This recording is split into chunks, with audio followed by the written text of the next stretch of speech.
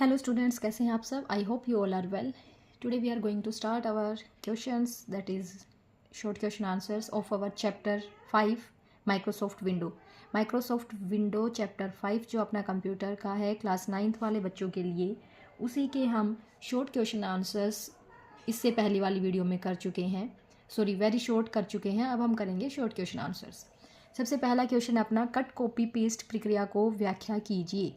Cut copy paste, देखो बच्चों, इसको पहले आप प्रैक्टिकल समझ लो, उसके बाद एक बार इसको रीड कर लेना, इजीली आप समझ पाओगे.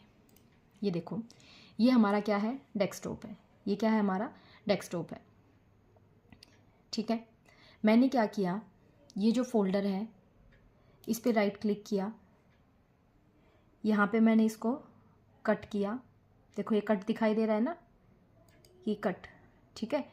और कहीं भी मैंने राइट क्लिक करके इसको यहाँ पे पेस्ट कर दिया. तो देखो यहाँ जो पहले वाली जो पोजीशन थी ना, वहाँ से हट के दूसरी जगह पे ये जो है अपना पेस्ट हो गया है. जहाँ पहले था वहाँ से हट के, यहाँ पे नहीं रहा ना, यहाँ से हट के ये यहाँ पे पेस्ट हो गया है. कट, यहाँ से कट करके मैंने इसको यहाँ पे पेस्ट किया है. ठीक, यह है कट पेस्ट. कॉपी पेस्ट का मतलब समझो. अब आप मान लिया मैंने फोल्डर नंबर 2 ये है, इसी को कॉपी किया, राइट क्लिक करने के बाद इस पर कॉपी किया, और मैंने कहीं भी डेस्कटॉप पे जाके इसको वापस से मैंने क्या किया? पेस्ट.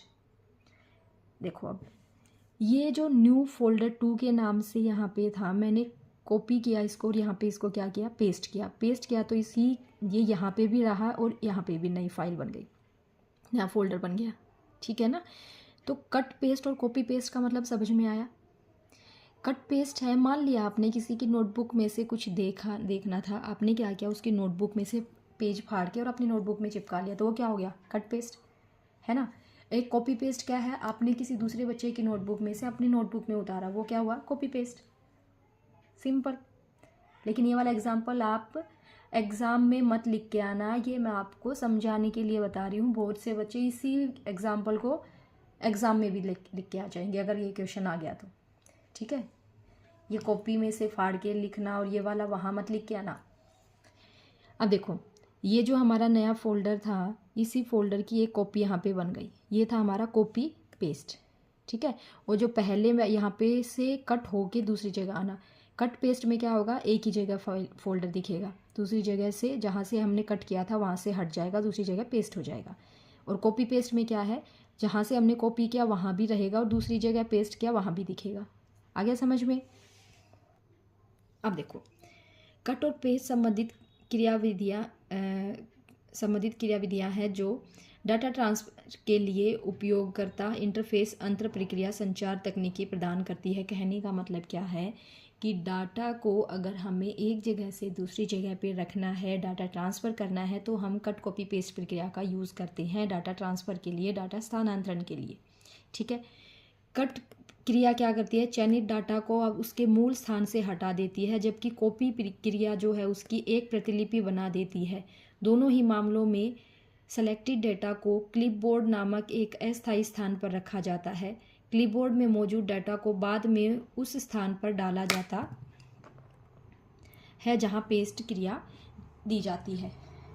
देखो क्या होता है, जब हमने राइट क्लिक करके कॉपी किया तो वो कहीं ना कहीं तो स्टोर रहा ना, तो वो होता है क्लिपबोर्ड. वो हमें दिखाई नहीं देता, लेकिन रियल में वो क्लिपबोर्ड में सेव होता है. और जब भी उसको पेस्ट कर देते हैं तो वो क्लिपबोर्ड में से वापस दूसरी जगह पे जाके पेस्ट हो जाता है. कॉपी और पेस्ट के बीच में वो चीज़ हमें दिखाई नहीं देती, लेकिन वो कहीं ना कहीं जब हमने कॉपी किया है, जैसे हमारे दिमाग में सेव रहती है, वैसे ही वो क्लिपबोर्ड में चला जाता है और क्लिपबोर्ड से वो हमारा डाटा पेस्ट हो जाता है. ठीक है. तो डिफरेंस आपने देख ही लिया कि कट पेस्ट ये जो बेसिकली डाटा स्थानांतरण के लिए यूज़ होती है. कट प्रक्रिया में जो डाटा हमने सेलेक्ट किया था वो अपने बेस जो स्थान था वहाँ से हट जाता है, लेकिन कॉपी वाले में उसकी प्रतिलिपि बन जाती है, उसकी एक कॉपी बन जाती है. वो दोनों जगह एग्जिस्ट करता है. आगे समझ. नेक्स्ट है अपना क्वेश्चन नंबर 2. नाम बदलने की क्रिया से क्या तात्पर्य है? नाम कैसे चेंज होता है? रीनेम कैसे होता है? आप सबसे पहले इसको समझो. मान लिया ये हमारा फोल्डर नंबर 2 है. इसको मेरे को रीनेम करना है। रीनेम करने के लिए एक तो ऑप्शन होता है, इस पे जाओ और इस पे राइट क्लिक करो। राइट क्लिक करने के बाद देखो यहाँ पे रीनेम लिखा हुआ है ना, रीनेम कर दो। राइट क्लिक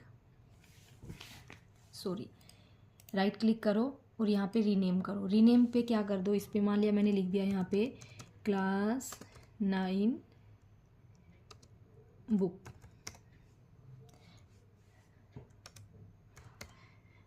देखो फोल्डर 1 से इसका नाम क्या हो गया, क्लास 9 बुक। दोबारा से रीनेम करना है, वही राइट क्लिक करो, रीनेम पे सिलेक्ट कर दो। अब इसको लिख सकते हो चैप्टर 5, है ना।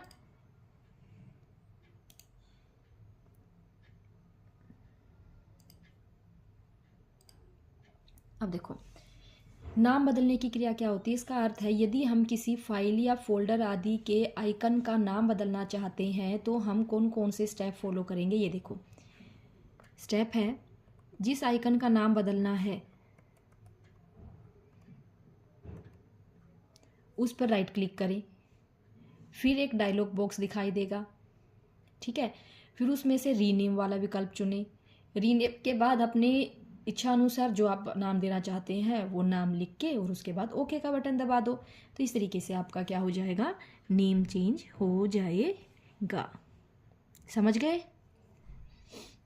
नेक्स्ट है अपना क्वेश्चन नंबर 3। देखो क्वेश्चन है, स्टार्ट मेन्यू से आप क्या समझते हैं, स्टार्ट करना, ठीक है। विंडो 95 और विंडो 7 या 8 तक तो स्टार्ट बटन रहता था, लेकिन जैसे विंडो 10 है, यहाँ पे ये स्टार्ट बटन ना होके यहाँ पे देखो एक खिड़की के तरह सिंबल दिखाई दे रहा है। अब ये ऐसा सिंबल दिखाई देने लग गया है, ठीक है। पहले ये ऐसा नहीं होता था ये सिंबल।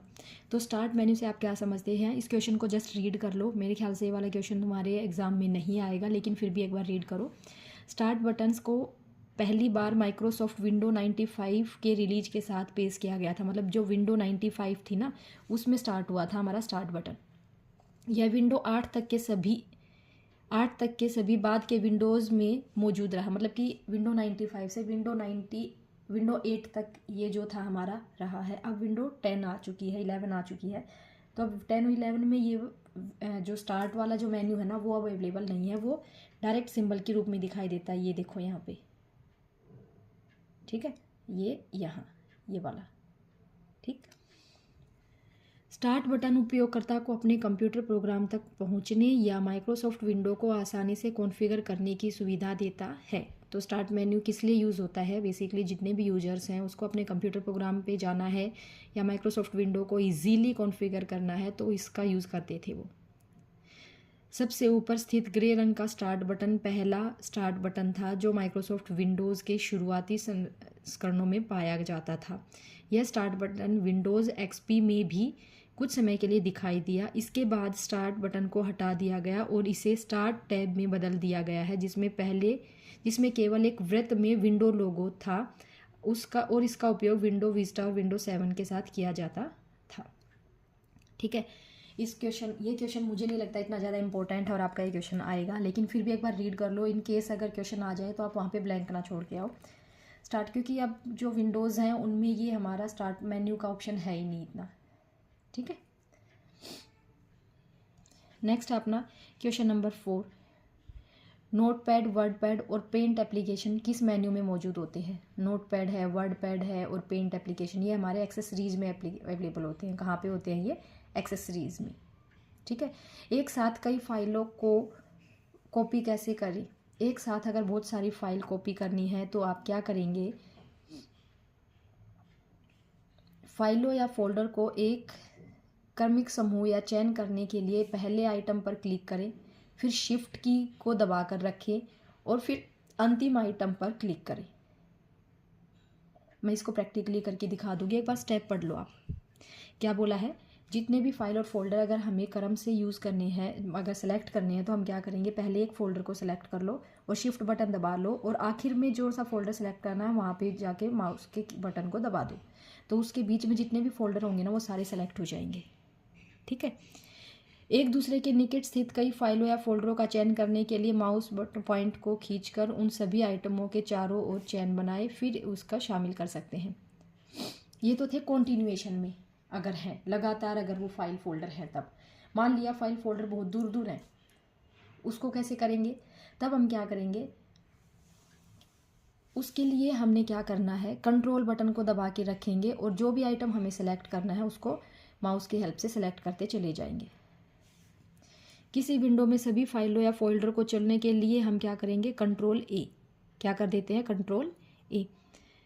टूल बार पर ऑर्गेनाइज पर क्लिक करें, फिर सेलेक्ट ऑल पर क्लिक करें, सेलेक्ट ऑल में, ठीक है। यदि आप अपने चयन से एक या अधिक आइटम को हटाना चाहते हैं तो कंट्रोल कुंजी को दबाकर फिर आइटम पर क्लिक कर सकते हैं। देखो ये पूरा जो स्टेप है ना, मैं इनको आपको प्रैक्टिकली करके दिखा रही हूँ।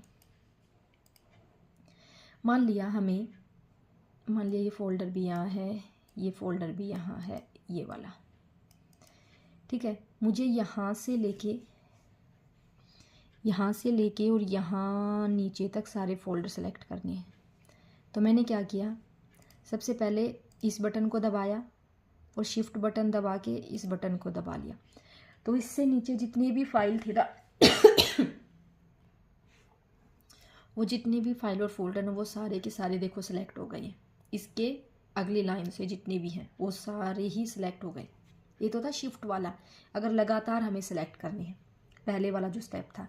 दूसरा, अगर मान लिया मेरे को 2-3 ही सिलेक्ट करने हैं, मान लिया एक ये चैप्टर 5, एक ये हेलो और एक ये एप्लीकेशन प्रीव्यू, हमें ये 3 ही सिलेक्ट करने हैं। तो हम क्या करेंगे, कीबोर्ड पे क्या करेंगे, कीबोर्ड पे कंट्रोल बटन को दबाएंगे। कीबोर्ड पे क्या करेंगे, देखो कीबोर्ड का कंट्रोल बटन जो है ना, इसको दबाएंगे ऐसे। कंट्रोल बटन दबाने के बाद हम क्या करेंगे, माउस से फोल्डर को सेलेक्ट करेंगे। एक ये वाला लेना है, एक ये वाला लेना है और एक ये वाला लेना है। अब देखो ये ओनली, फिर कंट्रोल बटन को हटा देंगे। कौन कौन से सेलेक्ट हुए हैं, अब एक ये वाला, एक ये वाला और एक ये वाला, ये 3 ही हाईलाइट हो रखे हैं ना, ये तीनों हमने सेलेक्ट किए। अगर लगातार फोल्डर सेलेक्ट नहीं करने हैं तो हम कंट्रोल बटन को दबा के फिर हम उनको सेलेक्ट कर सकते हैं माउस से। समझ में आ गया दूसरा स्टेप?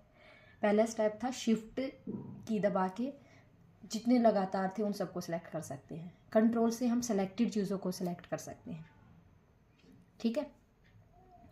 और मान लिया हमने सभी के सभी को सिलेक्ट करना है तो कंट्रोल ए कर देंगे। कंट्रोल ए से देखो सारे सेलेक्ट हो गए, कंट्रोल ए कर दिया। लेकिन मुझे ये वाला फोल्डर नहीं चाहिए। कौन सा नहीं चाहिए था, ये वाला। देखो कंट्रोल ए, फिर मैंने कंट्रोल का बटन दबाए रखो और जो हटाना है उसको तुम हटा सकते हो। अब देखो बाकी सारे सेलेक्ट रहे और जिसको मैंने हटा दिया कंट्रोल बटन दबा के वो हट गया, 3 फोल्डर। आई बात समझ में? तो इस तरीके से हम क्या कर सकते हैं, तीनों स्टेप्स को फॉलो कर सकते हैं। अभी मैंने आपको यही बताया था, एक बार दोबारा देख लो। लगातार आपको सेलेक्ट करना है तो पहले वाले आइटम पे क्लिक कर दो, फिर शिफ्ट बटन दबा के रखो, फिर आखिरी वाले आइटम पे क्लिक कर दो। आगे समझ? एक दूसरा पॉइंट क्या था, अगर हमारे फोल्डर लगातार लाइन में नहीं है तो हम कंट्रोल की का यूज़ करेंगे और उसको दबा के रखेंगे और उन आइटम पे क्लिक कर देंगे जिसको हमें सेलेक्ट करना है, ठीक है। दूसरा स्टेप मैंने आपको ये बताया है। तीसरा क्या बताया था कि मान लिया विंडो पे जितनी भी फाइल और फोल्डर उन सबको सेलेक्ट करना है तो कंट्रोल ए कर देंगे। कंट्रोल ए करने के बाद मान लिया उनमें से हमें 1 या 2 को हटाना है, नहीं सेलेक्ट करना, तो कंट्रोल की दबा के रखेंगे और जो नहीं सेलेक्ट करने उस पर क्लिक कर देंगे।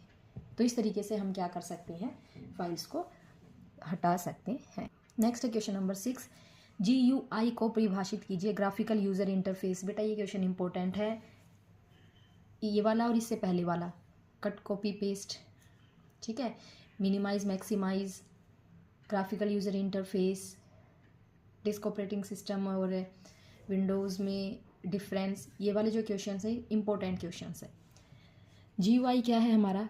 कंप्यूटर साइंस में ग्राफिकल यूजर इंटरफेस एक प्रकार का यूजर इंटरफेस है जो यूजर्स को टेक्स्ट आधारित यूजर इंटरफेस, टाइप किए गए कमांड लेवल या टेक्स्ट नेविगेशन के बजाय ग्राफिकल आइकन और पिक्चर रिप्रेजेंटेशन जैसे सेकेंडरी नोटेशन के माध्यम से इलेक्ट्रॉनिक उपकरणों के साथ इंटरेक्ट करने की अनुमति देता है। सीधी सीधी सी बात है, हमें किसी भी फाइल को ओपन करना है तो हमें कुछ टाइप नहीं करना पड़ रहा है, हमने वो फाइल और फोल्डर दिखाई दे रहा है, उस पर क्लिक करके हम उसको इजीली ओपन कर सकते हैं। ये हमारा GUI प्रोवाइड करता है। बहुत सारे आइकन्स वगैरह हैं जो हमें दिखाई देते हैं, उनमें से हम अपनी चीज़ जहाँ पे हमें जाना उसको सिलेक्ट कर लेते हैं। तो ये हमारा ग्राफिकल यूजर इंटरफेस है, टेक्स्ट बेस्ड नहीं है, ये हमारा क्या है, ग्राफिकल बेस्ड है, icon based. Got it. Windows जो है उनमें स्क्रॉल बार का क्या यूज़ होता है। स्क्रॉल बार जो होता है, देखो भाई, स्क्रॉल बार किस लिए यूज होता है। मान लिया हमारे सामने ये विंडो है, अब ये नीचे है, ये स्क्रॉल बार दिखाई दे रहा है, ये नीचे, ठीक है। अगर मैं इसको इधर लेके जाऊंगी तो ये देखो इधर वाला साइड दिखाई दे रहा है, उधर लेके जा रही हूँ तो ये उस साइड चला जाएगा, ठीक है। स्क्रॉल हो रहा है ना ये लेफ़्ट राइट। ऐसे ही इधर होता है जो कि अप डाउन सेलेक्ट करता है, ऐसे ऊपर नीचे स्क्रॉल करने के लिए, ठीक है। तो अभी हमारा जो क्वेश्चन था, जैसे हमारा स्क्रॉल हो रहा है,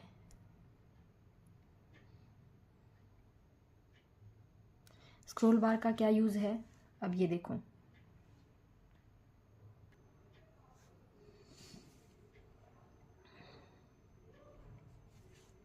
तो स्क्रॉल बार उन सभी विंडो में शामिल होना चाहिए जिनका क्लाइंट एरिया कंटेंट एरिया से बाहर हो। स्क्रॉल बार का ओरिएंटेशन यह निर्धारित करता है कि उपयोगकर्ता द्वारा स्क्रॉल करने पर स्क्रॉलिंग किस दिशा में होगी। जैसे मैंने अभी आपको बताया था, जो नीचे है ये हमारा हॉरिजॉन्टल स्क्रॉल बार होता है, और जो ये हमारा ये जो है हमारा ये वर्टिकल स्क्रॉल बार होता है जो अप डाउन करता है, और हॉरिजॉन्टल स्क्रॉल बार लेफ्ट राइट करता है, ठीक है ना। नेक्स्ट अपना क्वेश्चन नंबर 8, विंडो 95 और विंडो XP में क्या डिफरेंस है। अभी मैंने बताया था विंडो 95 और विंडो XP में क्या डिफरेंस है। देखो विंडो 95 और विंडो XP जो है ये टेबुलर फॉर्म में बना देना। सबसे पहला जो पॉइंट है, इसमें ज़्यादा ग्लिच और ब्रेकडाउन है विंडो 95 में। विंडो XP में कम ग्लिच और ब्रेकडाउन, ग्लिच मतलब कोई खामियां जो कमियां जो होती हैं वो। हमारे नवीनतम ऑपरेटिंग सिस्टम की कई सुरक्षा सुविधाओं को शामिल नहीं किया गया है, किसमें, विंडो 95 में। और जो विंडो XP है उसमें हमारे नवीनतम ऑपरेटिंग सिस्टम की कई सुरक्षा सुविधाओं को शामिल किया गया है, ठीक है। ये था हमारा विंडो XP। ये वाला विंडो 95 है, ये वाला विंडो XP है, ठीक है। अधिक सुविधाएं जैसे कि स्वचालित अपडेट, खुद से अपडेट हो जाना, विंडो फायरवॉल वगैरह जो कि बाहर से इंटरनेट पे हमें सेफ्टी प्रोवाइड करे, एक्सटर्नल सोर्सेज को हमारे कंप्यूटर पे अटैक करने से रोकता है।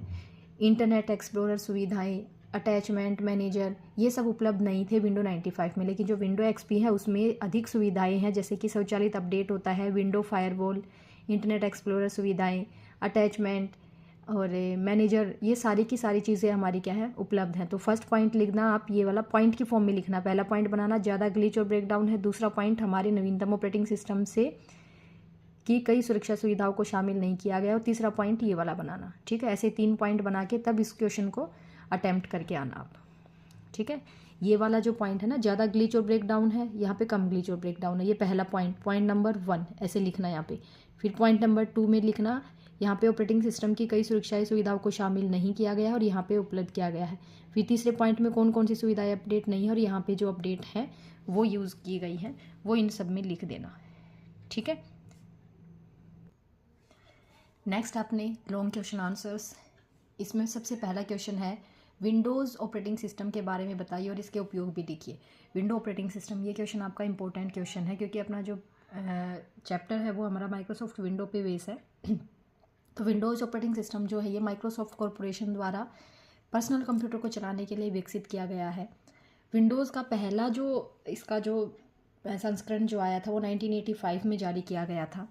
विंडोज़ ऑपरेटिंग सिस्टम है, इसकी कुछ खासियत है, इसकी कुछ विशेषताएं हैं जो ये है कि माइक्रोसॉफ्ट विंडोज़ दुनिया में सबसे लोकप्रिय और व्यापक रूप से उपयोग किए जाने वाला ऑपरेटिंग सिस्टम है। इसकी सफलता का श्रेय इसके यूजर फ्रेंडली इंटरफेस और शक्तिशाली विशेषताओं को दिया जाता है। मतलब ये जो इंटरफेस है ना, यूज़र फ्रेंडली इंटरफेस प्रोवाइड करता है विंडो ऑपरेटिंग सिस्टम।